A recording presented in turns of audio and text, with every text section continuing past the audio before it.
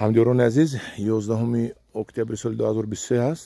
мо қарор дорем дар ҳавлии акаи ҳоҷи Абдулло деҳаи бағалаки шаҳри Ҳисор ва мо омадем назди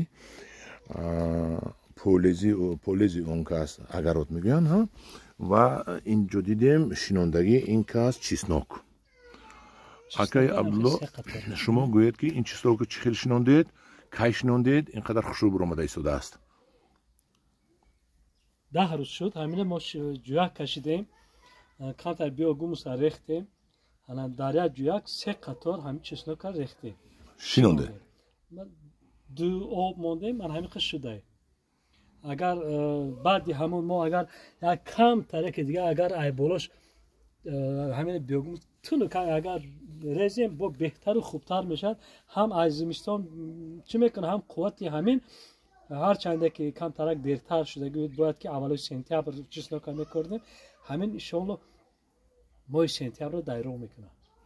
سبب اساسیش اکن برای چی دایرو میکنه؟ سبب اساسش همین بیوگوموس می. نه بیوگوموس. حالا با از وقتی حاصل داد با نگاه میکنیم چخیل بهترین صفتی خوب میشود. وقتی حاصلش هم خودش صفتی خوش رو میشود. خدا خواهد وقتی حاصلش تابستون میگیریم بهترین میشود. خدا خواهد خدا نکشد ما نشون میدیم اکن بیوگوموس رو باز بالاش چخیل میچوشد که نشون تید. این خیلی کم ترک دیگه مثل این همه خیلی نه کم ترک دیگه میچوشه خودش برف و بارون قطعی شیرش میدروید. ها آبش قطعی چه میکنه دیگه آمده. در وقتی شینوندن دم خاکش ریختگی بودید کم کم. ریخته بودیم پیش ای شینوندن ریخته بودیم. چند قدر؟ چند قدر ریختید میسون میگیریم؟ همین یک من هیچ خیلی کوز نه همین خیلی ریختم همین خیلی ریخته بودیم. ده کم تا زیادتر ممکن. همداران عزیز این بود تاثیر بیوگوموس در پرورش چیسنوک و این رو خدا خواهد این چیسنوک رو ما ممکن در دوام همین سال تا آخر سال باز نشون دهیم. به نهایت چیسنوک های خوب شده ایستاده است و ببینید 10 روزه چیسنوک این خیلی شده باشد این یک عجایب شده است. این تاثیرش همش همین بیوگوموس می باشد. همش این بیوگوموس نه این برای زمین یک جون بوده است. یک جون بوده است برای زمین هم بیوگوموسش. حاضر ما میریم چخیل بیوگوموس استحصال میشد و شما نشون میدیم. همداران عزیز ما آمدیم جایی که اکای عبدالله بیوگوموس استحصال میکنن. انا این قسمی که میبینید بیوگوموسی علاقه تیار شده است. اینجا هم درونش پوری کرم است.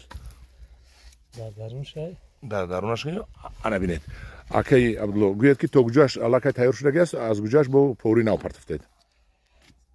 من این طرف از بالا تیار شد بختم زمینو با ریختم من اینجا کرم گرفته است برای فروش نه کرم برای فروش هم هست برای اینا با زیادتر کرده در دنیا هم تستر میریزیم غوستر میشه تستر کار میکنه من این طرفش هم مثال همین کرمش میگیریم در بالا میریزیم روی خاطر که هم زمستان همین قشمادا مثال بسته اینا کرمش هم مثال حوض خورد تمام کرد این هم خیلی تیار شده وقتی که مثال 10-15 سانتی این تیار بشد بعد بالاش خوراکای نو میریزیم کنه در اینجا ریخته؟ خوراکای نو آورده در اینجا ریخته ایناش خوراکای نو است ایناش خوراکای نو آورده مثال از کرم نخورده اینا این پوروی سیرش این کرمتون بسیار بوده است کرمش مثال اوزه خوردن سر کرده کرما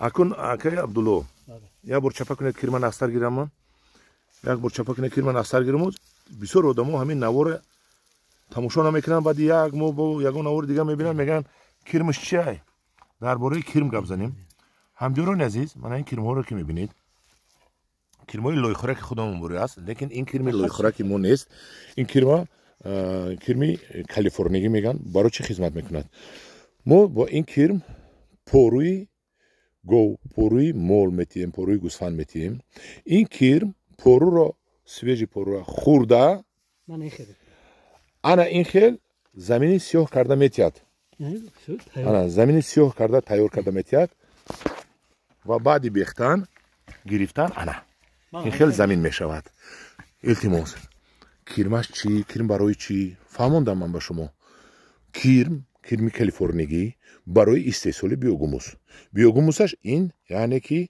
داروی برای زمین پوروی بهترین کرم پوروی سویج رو میخورد و از بدن خود برآورده замини сиёҳ карда биёгумус карда метиҳад.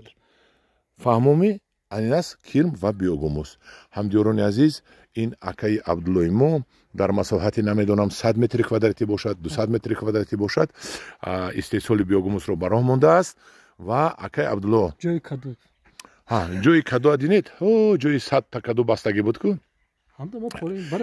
Як қисми одамо бовар накарданд. Бед ман ҳамҷаро мана ин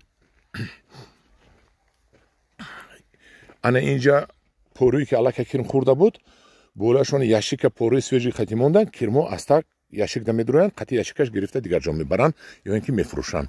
Ҳамин хел ҳака?